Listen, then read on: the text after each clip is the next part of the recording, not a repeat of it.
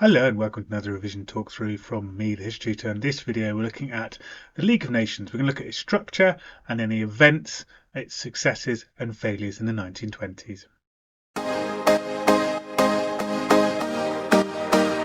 As I said, this video will have all the key knowledge for the League of Nations. So do watch it a few times, have that knowledge sink in, ready for your exams. And then when you're ready, go to one of my tutoring videos to help practice a question for your exam. If you want, then do have a look at my revision guides. It's packed full of more and more of the tutoring videos and more of these videos talking through all the key content and all the key knowledge you need for your exams. So now let's go to the revision. Firstly, let's talk about how the League of Nations was organised and how it was set up. As you might remember from the Treaty of Versailles talk through, the League of Nations was the idea of Woodrow Wilson, the American president. So he wanted all countries in the world to join. He wanted all countries to potentially disarm their armies. He wanted all disputes to be solved by the League of Nations. All countries were to sign a covenant promising to protect one another, and countries would punish those countries that used violence by not trading with them and isolating them in the world. So what is the covenant? This is an important part of the League. Everyone should sign up to it, and this set out the clear rules the League should go by. So it had 26 articles for League nations to follow. Article 10 was really important. It set out the idea of collective security. So each nation would look after each other. If they all worked together, it would stop violence in the world. What about the organisation of the League? So there were four parts of the League. We've got the Permanent Council. This was a council that could meet to solve emergencies. The Assembly that met once a year. It was all the nations in like a big parliament. Secretariat was the paperwork part, the civil servants who did all the background work. Then the Permanent Court of International Justice.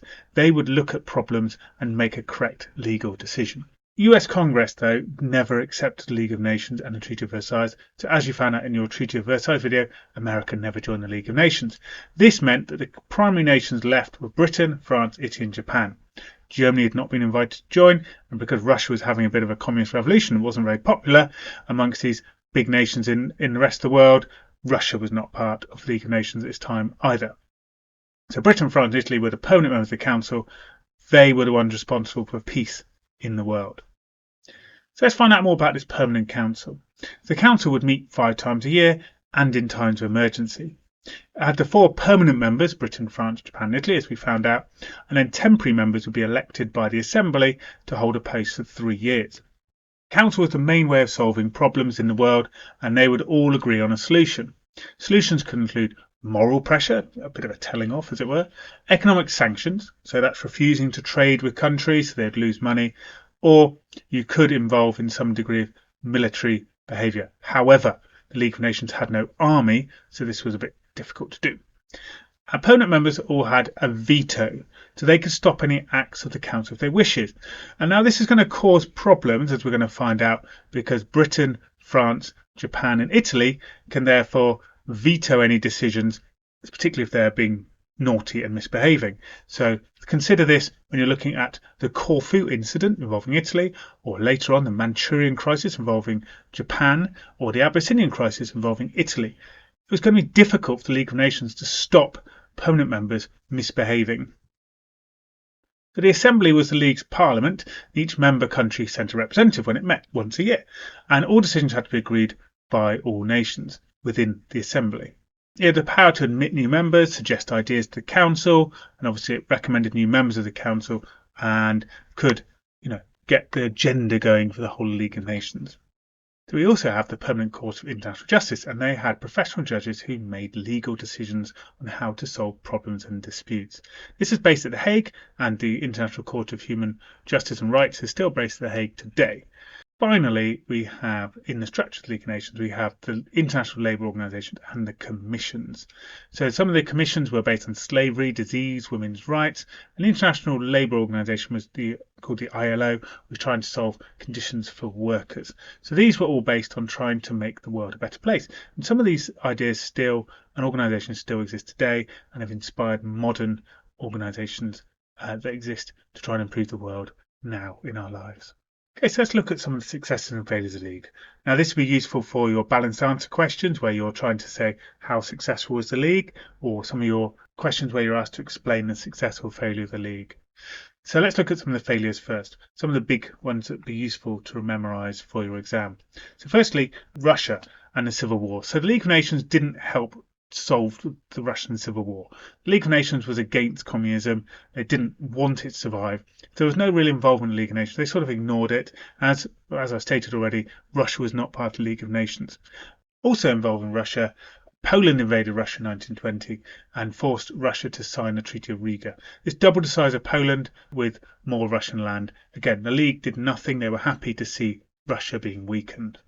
Now, why is that important? So it might be important to consider that the League was not fair in how it solved peace and dealt with issues in the world. It only dealt with things maybe they thought were politically right for them.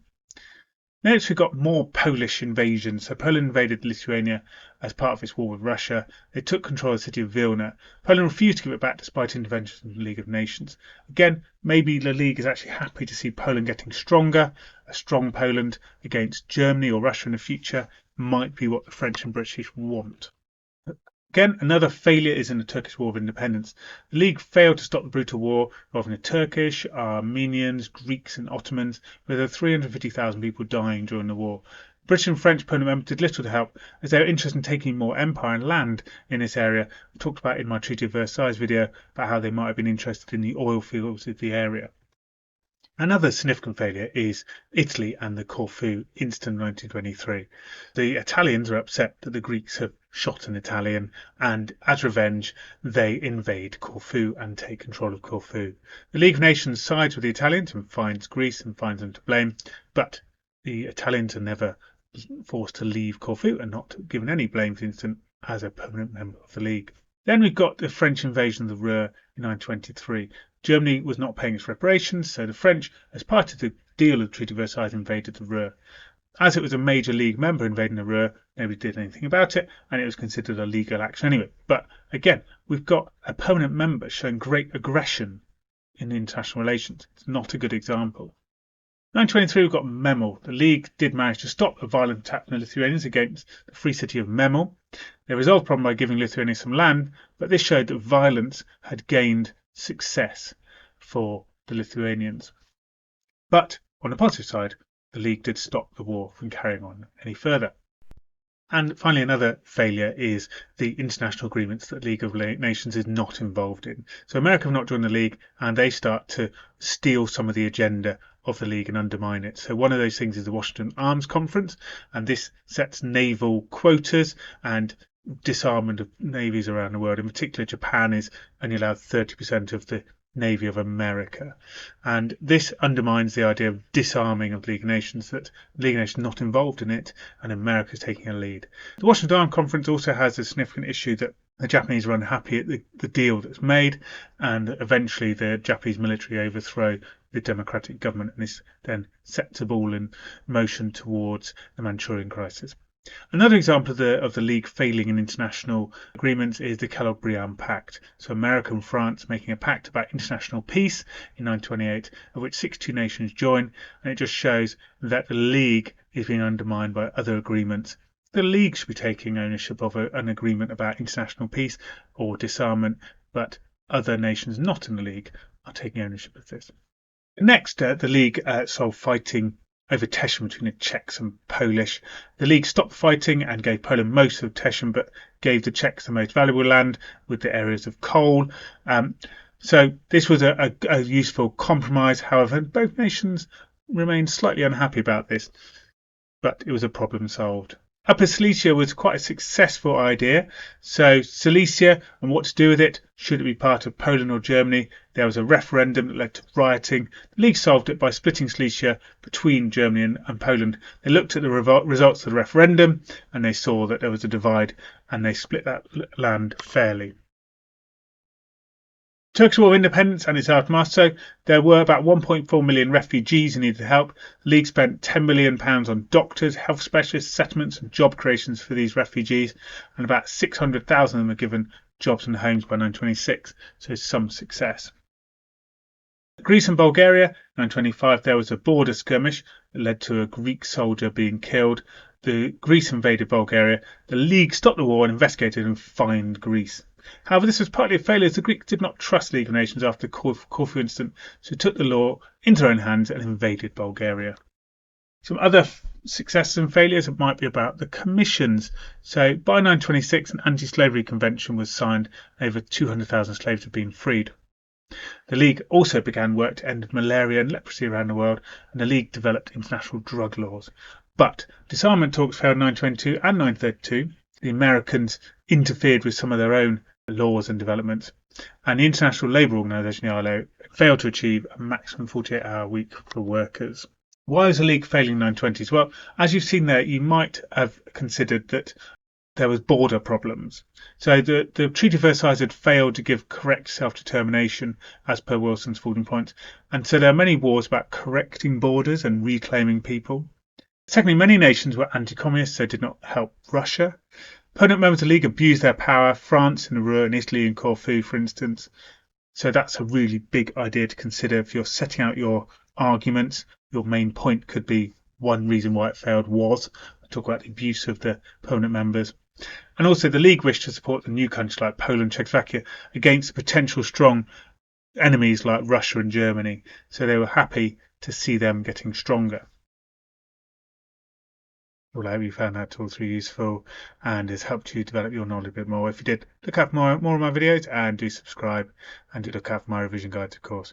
Okay, well, bye-bye for now.